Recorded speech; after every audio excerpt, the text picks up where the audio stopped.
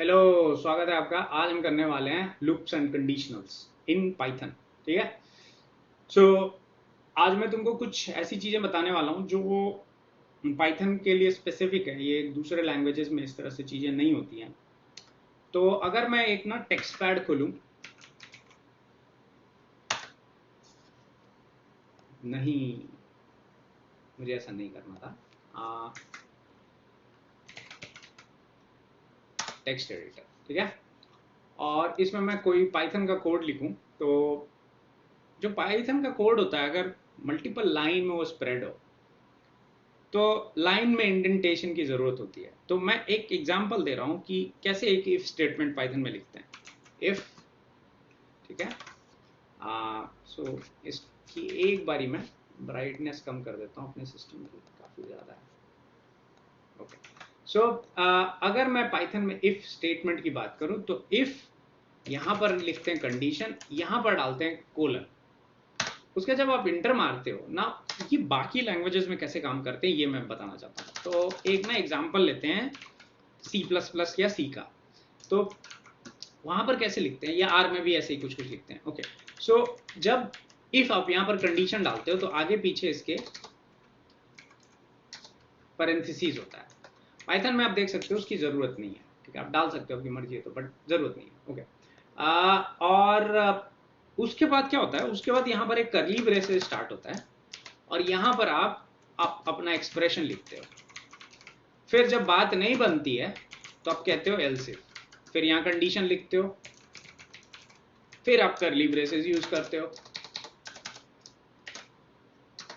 फिर आपकी बात नहीं बनती, आप फिर एल्स इफ लिखते हो। फिर आपको लगता है आपने सारे केसेस कवर कर लिए, पर आपको लगता है कोई एज केस रह गया हो, इसलिए आप एल्स का कमांड लगते हो। सो आप देख सकते हो हर कंडीशन पे एक एक्सप्रेशन आप डालते हो। हर कंडीशन के अंदर यहां पर भी एक्सप्रेशन होगा, नहीं लिखा है मैंने, बट यहां पर भी उसी तरह यहां पर भी एक्सप्रेशन होगा और यहां पर भी कोई एक्सप्रेशन होगा। तो हर कंडीशन पे एक एक्सप्रेशन, एक चीज आप लिखते हो, उससे कुछ वैल्यू आती है यहां पर इस कंडीशन। लेकिन यहां पर सी या सी प्लस प्लस या दूसरे लैंग्वेजेस में ये पता होता है कि भाई एक्सप्रेशन किसके लिए, ये इस कंडीशन के लिए। और ऐसा इसलिए पता है क्योंकि ये इस ब्लॉक के अंदर चल रहा है, ठीक है ना। इस ब्लॉक में लोकलाइज्ड होता है, इस ब्लॉक में ये लोकलाइज्ड होता है। पाइथन में इस तरह का कुछ नहीं होता, ठीक है। ये चीज इस तरह लिखी नहीं जाती है। तो सबसे पहले इफ कंडीशन जब आप लिखते हो तो यहां पर आप कोई कंडीशन लिखोगे जो ट्रू होगी या फॉल्स होगी। और यहाँ पर हमेशा कंडीशन ट्रू या फॉल्स ही हो सकती है, कुछ और नहीं हो सकता, कुछ और आप नहीं लिख सकते, असाइन नहीं कर सकते वैल्यू को। ओके, ये एक्सेप्शन है, इसका एक अपवाद है वायरलेस ऑपरेटर, बट ठीक है, उस पर हम बाद में आएंगे।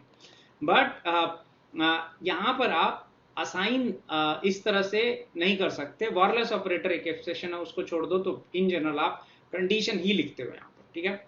उसके बाद आप क्या करते हो, इंटर देते हो और यहाँ पर ना 4 स्पेस डालते हो, 1 2 3 4। अब कहोगे 4 क्यों, तो पूरी दुनिया 4 डाल रही है, आप 8 भी डाल सकते हो, आप 2 भी डाल सकते हो, 20 भी डाल सकते हो, 25 भी डाल सकते हो, आपकी मर्जी है। 4 डालना, कहीं दिक्कत नहीं होगी। अगर 4 से कम या ज़्यादा डालते हो तो you are on your own. अच्छा, ये इसलिए मेरे को डालना पड़ रहा है क्योंकि मैं नोटबुक पे नहीं हूँ। जुपिटर नोटबुक पे अपने आप ही ये 4 स्पेस में चला जाता है, ठीक है ना। तो ये एक चीज़ है। इसके बाद यहाँ पर आप एक्सप्रेशन लिखते हो, ठीक। उसके बाद अगर आपको एल इफ लिखना पड़ा, एल इफ लिखना पड़ा, तो पाइथन में आप यहां पर एलिफ लिखते हो और यहां पर फिर से कंडीशन लिखते हो और फिर एक्सप्रेशन को 4 स्पेस देते हो। पाइथन में एल सिफ नहीं लिखते हैं, एलिफ लिखते हैं। बहुत दिमाग खराब होता है इसकी वजह से मेरा, बट आई एम श्योर कि आप मल्टीपल लैंग्वेजेस पे काम करते हो तो आपका भी होता होगा। फिर से एल्स, फाइनली आप एल्स लिखते हो और एल्स के बाद फाइनली आप एक्सप्रेशन लिखते हो। इस दौरान एक चीज मैं बता दूं, एलिफ बहुत बार आ सकता है, डिपेंड करता है आपकी कितनी सारी कंडीशंस हैं, बट ये इन जनरल एक पाइथन में इफ स्टेटमेंट काम करता है। इसको हम कंडीशनल बोलते हैं, ठीक है। इसका एक शॉर्ट वर्जन भी है जो टर्नरी ऑपरेटर, जो सी या सी प्लस प्लस में टर्नरी ऑपरेटर होता है, उसका भी एक वर्जन है। तो हम उसको ऐसे लिखते हैं, true if some condition else false. तो ये एक टर्नरी इफ है, इसको यूज करते हुए ज्यादा समझ में आता है सम कंडीशन, ठीक है, एल्स फॉल्स। तो ये वन लाइन में इफ स्टेटमेंट अगर आप देखोगे तो कई बार ये लिखता है। अच्छा, इसके अलावा इफ स्टेटमेंट ऐसे भी यूज होता है।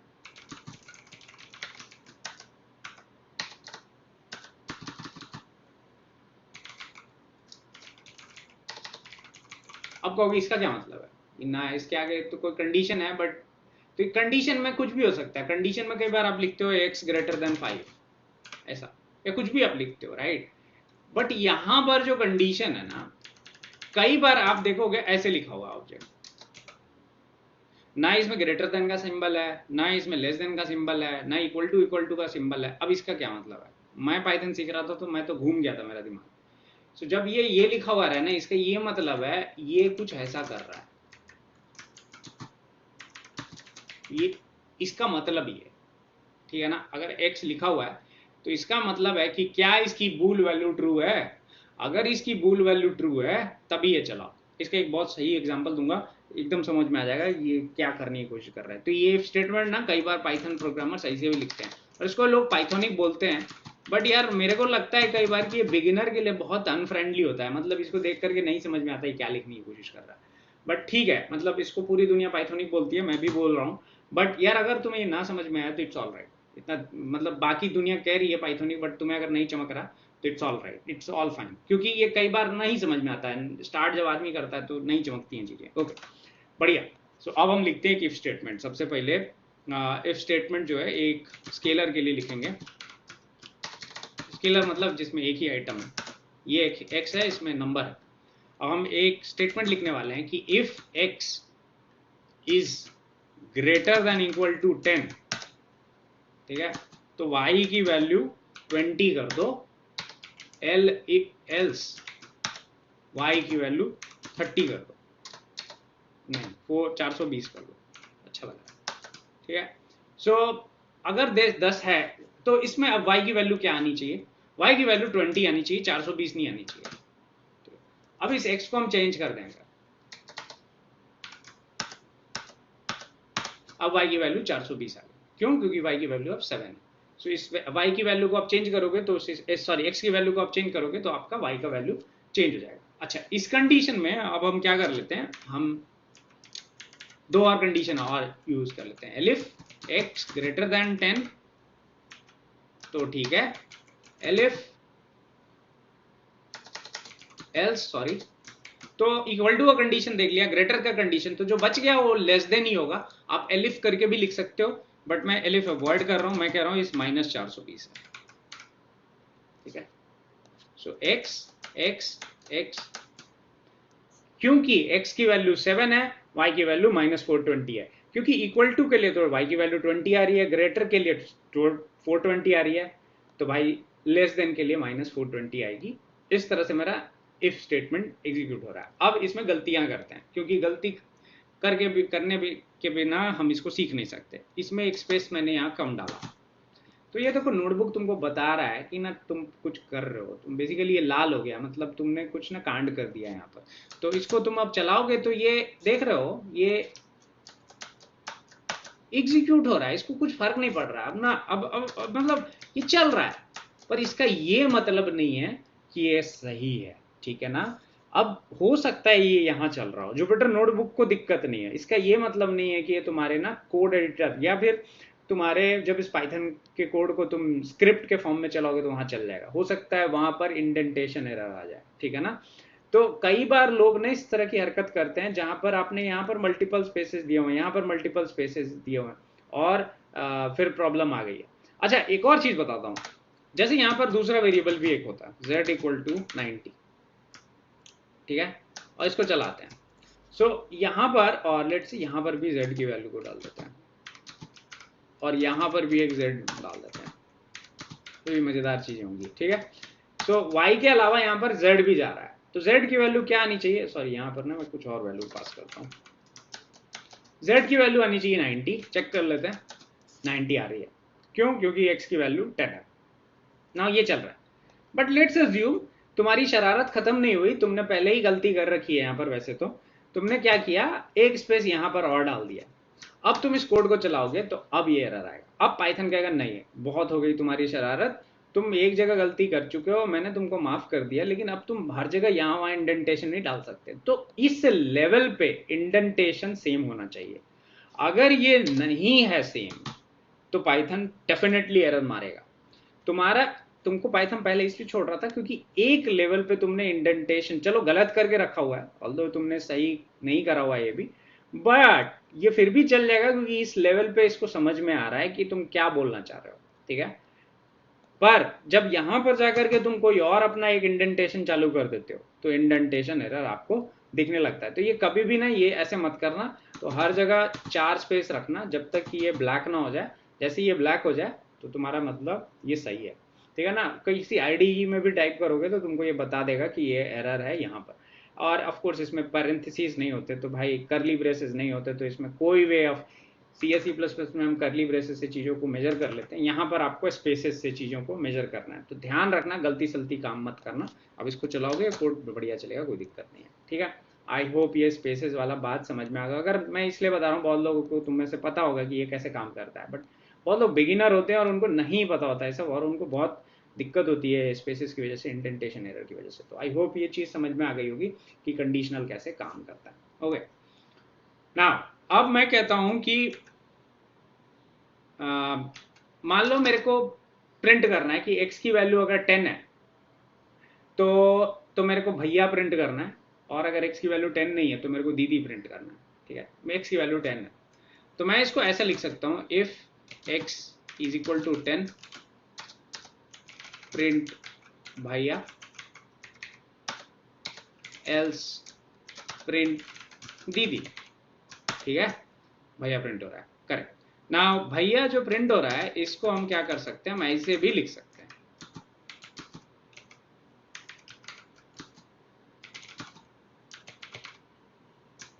ठीक है। सो ये जो है ये इसी इफ का ऑल्टरनेट है। तो मैंने क्या किया, मैंने कुछ नहीं किया, ध्यान से देखना जो मैं कर रहा हूं, ठीक है। इसको कॉपी करो, ठीक है।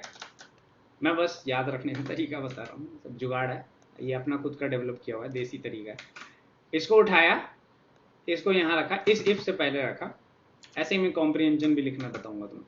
तो ये जो अब ये स्टेटमेंट का काम हो गया, तो इसको हटा दिया मैंने, इस स्टेटमेंट को उठाया और इस सेमीकोलन को हटाया और इसको हटा दिया और अगेन इस स्टेटमेंट को हटाया और यहां पर लगा दिया,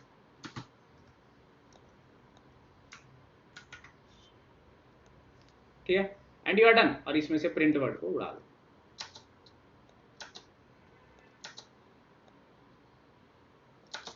your ternary operator is cool, ठीक है ना, ये बन गया तुम्हारा। सो मैंने इसी स्टेटमेंट से क्या किया है, इसको लेफ्ट की तरफ और इसको राइट की तरफ लगा दिया है बस, और यहां से कोलन्स को हटा दिया। सो ये वाला स्टेटमेंट जो ट्रू है उसको लेफ्ट की तरफ, और जो राइट की तरफ स्टेटमेंट, जो नीचे वाला एल्स का स्टेटमेंट उसको राइट की तरफ। तो क्रिस क्रॉस करना है अपनी दोनों हाथों को, अगर आप क्रॉस करो तो बिल्कुल ये वही तरीका है, इसको लेफ्ट इसको राइट में डाल दिया, आपका टर्नरी ऑपरेटर पाइथन का रेडी है। तो कई बार आप पाइथन में टर्नरी ऑपरेटर को इस तरह से देखोगे यूज होते हुए, ठीक है। तो आई होप ये चीज क्लियर हो गई होगी कि कंडीशनल्स कैसे काम करते हैं इन जनरल एक आइटम के साथ। इसको हम लूप्स के अंदर भी चला करके देख लेंगे, बट कंडीशनल्स में इतना चीज समझ में आ गया हो। अच्छा, अब एक और कंडीशनल की बात कर लेते हैं, ये वाला कंडीशनल, ये x है। अच्छा, x 2 से डिवाइड होता है कि नहीं, डिवाइड होता है। तो अगर तुम ये कहते हो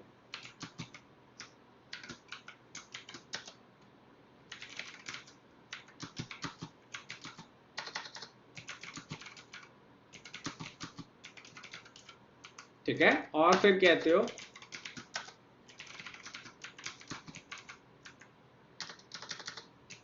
I can not divide x evenly, ये कह रहा है कि I cannot divide x evenly। नहीं, ये तो कर पा रहा है, ये मैंने चेक किया अभी, राइट। ऐसा इसलिए कर पा रहा है क्योंकि मैंने तुमको बोला था थोड़ी देर पहले कि भाई ये जो कंडीशन है बड़ी खराब, मतलब मुझे नहीं समझ में आती कि ऐसा क्यों करते हैं लोग, बट ठीक है।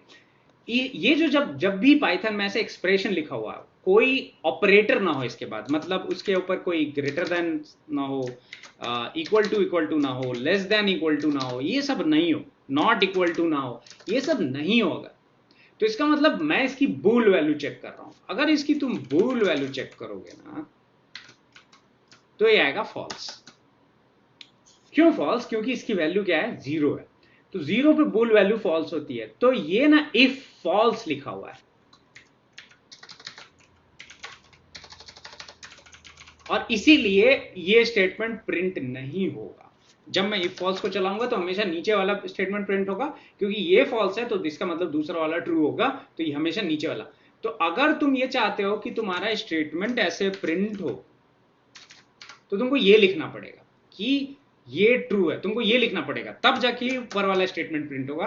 नहीं तो ये, अगर तुम इसको ऐसे लिखते हो तो नीचे वाला स्टेटमेंट प्रिंट होगा। ये चीज ध्यान रखना, गांठ बांध करके दिमाग में डाल लेना।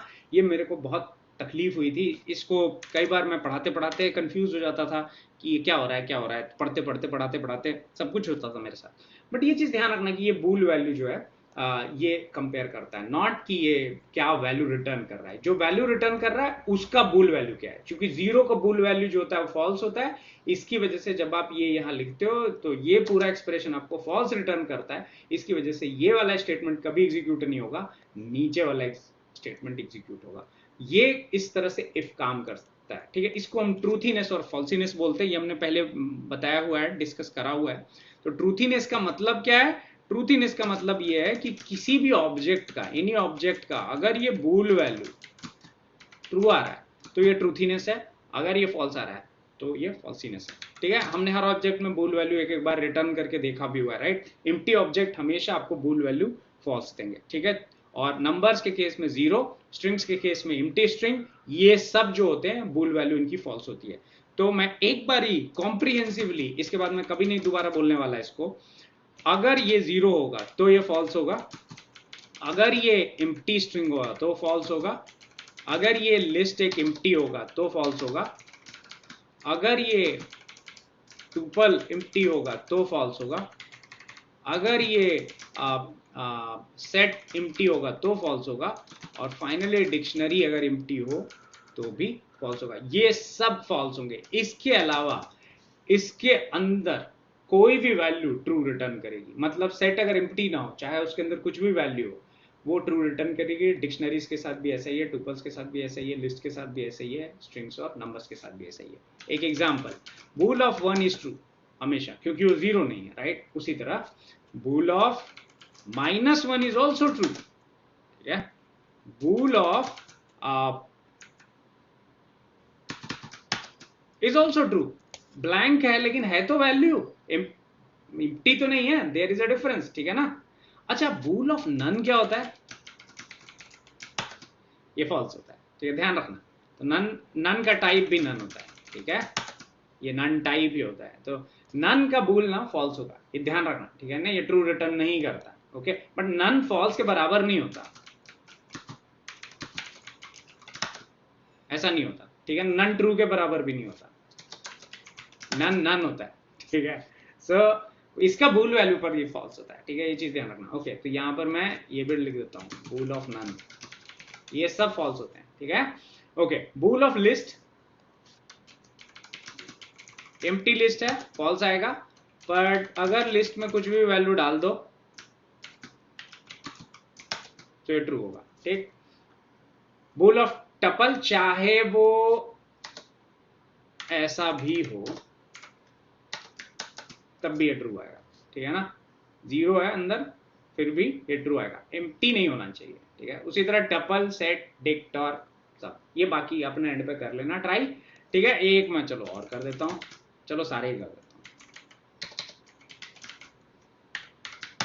ठीक है। ट्रू आएगा इवन दो अंदर 0 है, एम्प्टी नहीं होना चाहिए। Bool of dict, it's still true, ठीक है। अच्छा, की की जगह आप यहां पर ऐसे भी कर सकते हो, ठीक है। सो इट इज ट्रू, दोनों 0 है फिर भी ट्रू है, ठीक है। बट एम्प्टी डिक्शनरी आप पास करोगे तो फॉल्स हो जाएगा, ठीक है। करके देख लो, फॉल्स, आप इसको ऐसे भी पास करोगे तो फॉल्स आएगा। ओके, समझ में आ गया होगा आई होप सब कुछ, कि बूल वैल्यू क्या होता है और यहाँ इफ कैसे काम कर रहा है, ठीक है ना। तो जब यहाँ पर आप कोई कंपैरिजन ऑपरेटर ना दिखे, कंपैरिजन ऑपरेटर मतलब greater than equal to, less than equal to, not equal to, अगर इस तरह का कोई ऑपरेटर ना दिखे तो यहाँ पर इसकी बूल वैल्यू कंपेयर होती है, ठीक है। तो बूल वैल्यू जो भी, अगर वो जीरो रिटर्न नहीं कर रही है तो ट्रू है, अगर वो जीरो रिटर्न कर रही है तो वो फॉल्स है, या इनमें से कोई भी एक वैल्यू है, ये सब फॉल्स है, ठीक है ना। इन सब का बूल वैल्यू फॉल्स होता है, तो इस केस में एल्स स्टेटमेंट एग्जीक्यूट होगा, ठीक।